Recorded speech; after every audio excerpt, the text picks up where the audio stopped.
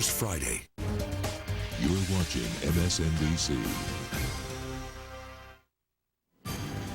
A U.S. mail facility now regarded as a crime scene after examiners confirm the deaths of 2 postal workers were caused by anthrax. This as we get word of another case of suspicious symptoms in a New Jersey postal worker. Doctors say that could be inhalation anthrax as well. Today, the urgency increases over finding the source of the spores and finding ways to make sure our mail and those who deliver it are safe.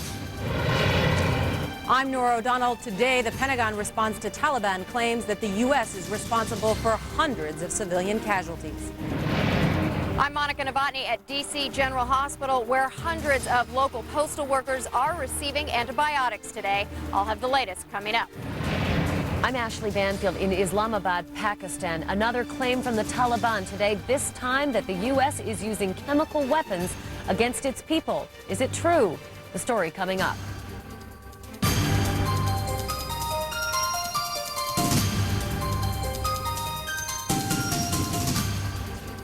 Welcome back to MSNBC's continuing coverage of America Strikes Back. I'm Lester Holt at 3 p.m. Eastern, noon Pacific. Here are the latest developments, and a lot has happened today, so let's take you through it.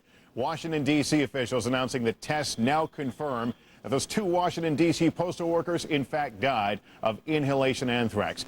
2 other workers at the city's main postal facility are said to be seriously ill. The facility processed the anthrax-tainted letter sent to Senate Majority Leader Tom Daschle.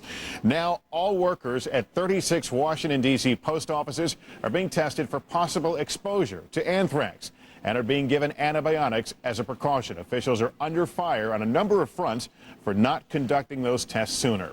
Meantime, White House Press Secretary Ari Fleischer says there is suspicion, his word suspicion, that international terrorists are behind the anthrax mailings. His remarks the strongest yet by a White House official on that subject. No positive link, but again, the White House saying could be. Our live coverage now begins with the very latest on the news that the 2 postal workers in Washington did in fact die from anthrax. And right now, postal workers headed to get preventative treatment for possible exposure. The very latest now from NBC's Monica Novotny, who is live in front of D.C. General Hospital. Monica. Good afternoon, Lester. Hundreds of local postal workers from the 36 local postal facilities in the District of Columbia are here today at D.C. General Hospital. They thought they were here to be tested. However, that is not the case. Instead, they are being treated prophylactically with antibiotics as a precaution. However, many of the postal workers here today telling us they are disappointed. They would like to be tested. I'm just concerned about my health. Now, they say we should take this 10-day supply of this Cipro, you know, to prevent us from getting sick, and afterwards we would be contacted. And I'm wondering, getting contacted for what? They didn't even test us to find out whether or not, you know, we have the disease or not. Now, Kevin told me that his next stop would be to his doctor's office to get that anthrax test. He said he wants peace of mind. However, today at a D.C. press conference earlier this afternoon, D.C.'s chief medical officer, Dr. Ivan Walks, spoke out regarding these questions about the tests. He said the tests were no longer necessary. We do not need to do further testing, but we need to treat, and we need to treat quickly. We again are asking for immediately people to be brought or to come to D.C. General to receive the medication they need so we can help keep them safe and protect the public health. Dr. Walks also explained that the original testing that was done was to set up what he called a perimeter. Once they set up that perimeter, they were able to better determine who was at risk. Now they say it has been determined that these are the postal workers at risk, and that is why now they are simply being treated. They are not being tested. However, again, what we're hearing from many of the postal workers today is they are simply searching for peace of mind. They would like to know the state of their health, and while they're happy to take 10 days worth of the antibiotics that they've been given, they say they'd like to know a little bit more about how they're doing. At this point, for many of them, it is simply guesswork. On another front, we also want to update you. News was also given at that press conference regarding the latest on the investigation as it regards to the sick postal workers. Right now, we know that there are 20 suspicious cases being investigated. The first 4 of those cases, of course, are the 4 cases of confirmed inhalation anthrax. 2 of those postal workers who have died. 2 of those are postal workers who remain in a Virginia area hospital. I just spoke with hospital officials moments ago. They tell me those 2 men remain in serious condition. There are also 4 D.C. postal workers who have symptoms that are being called very suspicious. They are being monitored very closely.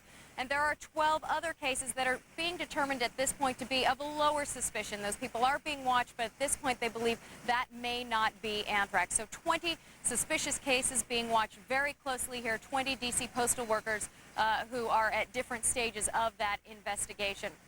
Finally, Lester, we can tell you we now have word that the mayor, Mayor Anthony Williams, will be arriving here at D.C. General later this afternoon. We're told now that it should be about 5:30 Eastern Time. He will be arriving here to be tested. You might remember the mayor was one of many people who actually did enter that Brentwood facility. At the time, they thought that they had the anthrax threat contained, but that is not the case, or was not the case at the time. And so now Mayor Anthony Williams will be arriving at D.C. General later this afternoon to be tested himself. Lester? All right, Monica Devati in Washington. This story moving on various levels, various places. We got word just a few hours ago there is another suspected case in New Jersey.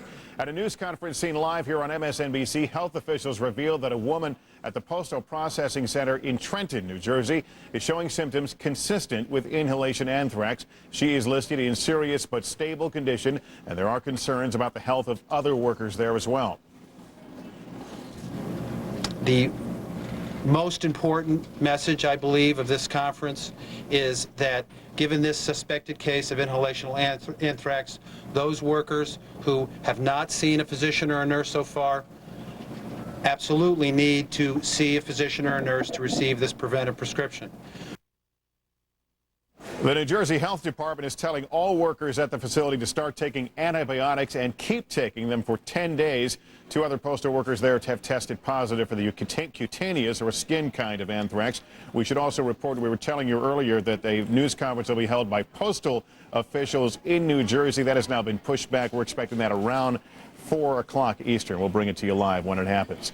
Our live coverage of the anthrax attacks moves now to Capitol Hill, where the Capitol building got the all clear today. No anthrax spores found there. But at this hour, the actual offices of the House and Senate members remain closed for testing. It's been and remains a busy day on the Hill, the focus preparing for possible bioterror. Let's get the very latest now from NBC's Joe Johns, live on Capitol Hill. Joe, good afternoon. Good afternoon, Lester. The House debating war bonds at this hour. The Senate working on a judicial nomination. Things are getting done. Some of the most important business of Capitol Hill getting done, even though the House and Senate offices are closed down. There are other things that have to be done, including the Department of Justice's bill on counterterrorism. That bill, of course, has been stalled for some time. There are even some indications that certain members of Congress would love to see that thing passed as early as this evening, although that could be tough. There are also talk about an economic stimulus package. That's something that Congress wants very badly, a $100 billion bill that could hit the House floor as early as tomorrow. Meanwhile, across the Capitol, in the hearings that they have been able to hold here and elsewhere, the big talk, of course, how to deal with a biological threat. One hearing down at the Department of Health and Human Services, attended by one very special guest, Tommy Thompson, the Secretary of Health and Human Services, asked the question, how will the United States respond in the future to anthrax threats? When a case of anthrax does emerge, we will immediately move in at any and all postal facilities that might have handled that piece of mail. We will build the scientific link between the post office of the postmark and the recipient of the letter. In other words, we'll not only immediately begin testing and treatment at the site where the letter was received, but simultaneously begin testing and treatment at all postal facilities through which that letter may have passed. So when will the congressional offices open? That's anybody's guess right now. We're told some suggestion at least one office building over on the House side has a possibility of opening